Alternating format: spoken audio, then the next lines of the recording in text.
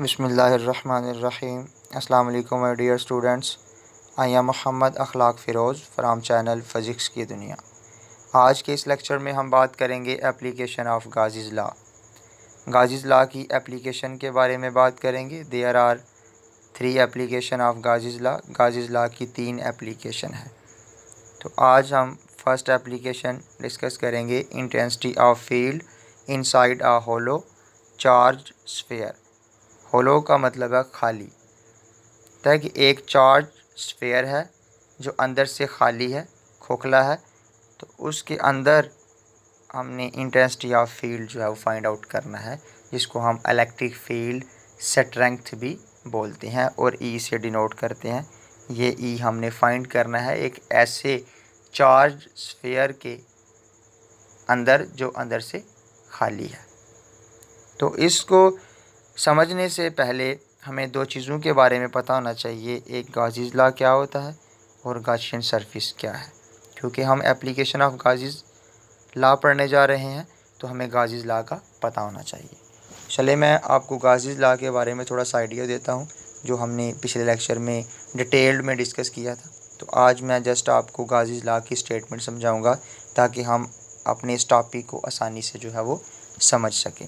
तो गाज़ीज़ अपने लॉ में कहता है कि इलेक्ट्रिक फ्लक्स, किसी भी क्लोज्ड सरफेस का जो इलेक्ट्रिक फ्लक्स है वो बराबर होगा 1/ε0 times of the total charge enclosed by that surface. कि एक क्लोज्ड सरफेस है, उसका जो इलेक्ट्रिक फ्लक्स होगा वो बराबर होगा उस क्लोज सरफेस के टोटल चार्ज को जब हम 1/ε0 के साथ मल्टीप्लाई कर देंगे। तो यहाँ पर ये जो ε0 है वो परमिटिविटी ऑफ फ्री स्पेस है, जो कि कूलम्स ने अपने लॉ में इस्तेमाल की थी। तो ये था गाज़ीज़ लॉ। अब गाशियन सरफेस क्या है? तो गाशियन सरफेस एक ऐसी हाइपोथेटिकल सरफेस है, एक इमेजिनरी सरफेस है, जिसको हम ड्रा करते हैं उस जगह पर जहाँ पर हमने फ्लक्स जो है वो कैलकुलेट करना होता है, मतलब कि जो इलेक्ट्रिक फ्लक्स है वो कैलकुलेट करना होता है। या फिर हम ये कह सकते हैं कि जहाँ पर हमने इलेक्ट्रिक फील्ड इंटेंसिटी जो है वो कैलकुलेट करनी होती है, तो उस जगह पे हम एक जो सरफेस ड्रा करते हैं उसको हम गाशियन सरफेस बोलते हैं। चलिए अब हम अपने टॉपिक की तरफ चलते हैं। तो आज का जो हमारा टॉपिक है वो इंटेंसिटी ऑफ फील्ड है inside a hollow charge sphere, जो फर्स्ट एप्लीकेशन है गाज़ीज़ लॉ की। तो गाज़ीज़ कहता है कि कंसीडर कर लें कि positively charge hollow conducting sphere है जिसका रेडियस कैपिटल आर है।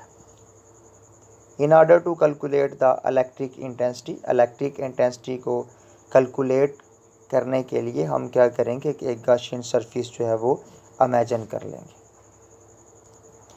क्योंकि हमने वो जो इलेक्ट्रिक फील्ड इंटेंसिटी है वो इस चार्ज स्फीयर के अंदर मालूम करनी है। तो इसीलिए गाशियन सरफेस जो है वो इसकी अंदर वाली साइड पे हम डॉटेड लाइन में जो है वो ड्रा की हुई है।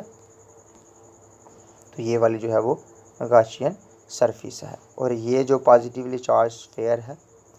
अब यहाँ पर अगर आप गौर करें तो ये जो रेडियस है कैपिटल आर वो इस चार्ज स्फीयर का है, और यहाँ पर जो आर डैश है वो रेडियस है उस सरफेस का जो हमने इसके अंदर ड्रा की है, जिसको हम गाशियन सरफेस कह रहे हैं। और यहाँ पर ये जो आर डैश है वो लेस देन है आर से, मतलब कि जो गाशियन सरफेस का रेडियस आर डैश है वो लेस है आर से, स्फीयर के रेडियस से। और फ्रॉम दी फिगर, अगर आप फिगर पे गौर करें तो गाशियन स्फीयर जो है, जो गाशियन सरफेस है उसके अंदर कोई भी चार्ज जो है वो इनक्लोज्ड नहीं है। तो अगर हम इलेक्ट्रिक फ्लक्स जो क्लोज्ड सरफेस में से पास आउट हो रहा है, जो निकल रहा है, उसको हम फाई ई से डिनोट करें। यहाँ पर इलेक्ट्रिक फ्लक्स कहाँ से निकल रहा है तो उसको समझने के लिए अगर आप देखें कि ये जो पॉजिटिव चार्जेस हैं, पॉजिटिव चार्ज से इलेक्ट्रिक फील्ड लाइंस निकलती हैं अकॉर्डिंग टू माइकल फैराडे, कि जो पॉजिटिव चार्ज है उसमें से इलेक्ट्रिक फील्ड लाइन जो है वो बाहर को निकलती हैं।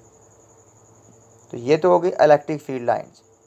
तो हमने तो देखना है कि यहाँ पर फ्लक्स कैसे होगा। फ्लक्स को हमने फाई से डिनोट कर रहे हैं, तो फ्लक्स कैसे है? तो हमने इलेक्ट्रिक फ्लक्स की डेफिनेशन पढ़ी थी कि जो इलेक्ट्रिक फ्लक्स होता है वो किसी भी यूनिट एरिया में से पास होने वाली जो इलेक्ट्रिक फील्ड लाइंस हैं उसकी तादाद को हम फ्लक्स कहते हैं। तो बेसिकली फ्लक्स यहाँ से आया है। अब ये जो फ्लक्स फाई ई है उसको अगर हम गाज़ीज़ लॉ की फॉर्म में डिफ़ाइन करना चाहें, जो अभी मैंने लेक्चर के स्टार्ट में आपको बताया कि गाज़ीज़ लॉ क्या है, तो वो phi E is equal to Q over epsilon naught. यहाँ पर जो टोटल चार्ज है वो हम उसको स्मॉल क्यू से डिनोट कर रहे हैं, तो इसका इशू नहीं है, आप कैपिटल क्यू भी ले सकते हैं। अब यहाँ पर जो क्यू है वो ज़ीरो है, चार्ज जो है वो ज़ीरो है। अब यहाँ पर तो बेशुमार चार्जेस हैं, लेकिन हम इन चार्जेस की बात नहीं कर रहे, हम गाशियन सरफेस के अंदर कोई चार्ज नहीं है, इसीलिए क्यू जो है वो ज़ीरो होगा। तो कि as Q is equal to zero the surface of the Gaussian sphere encloses, कि गाशियन सरफेस के अंदर कोई भी चार्ज नहीं है, तो इसीलिए क्यू की जगह हम ज़ीरो पुट करेंगे। तो ऊपर ज़ीरो है, नीचे एप्सिलॉन नॉट है, तो जब हम ज़ीरो को किसी कांस्टेंट के साथ डिवाइड करते हैं तो हमें ज़ीरो मिलता है। Phi E is equal to zero, question number 1 आ जाएगी।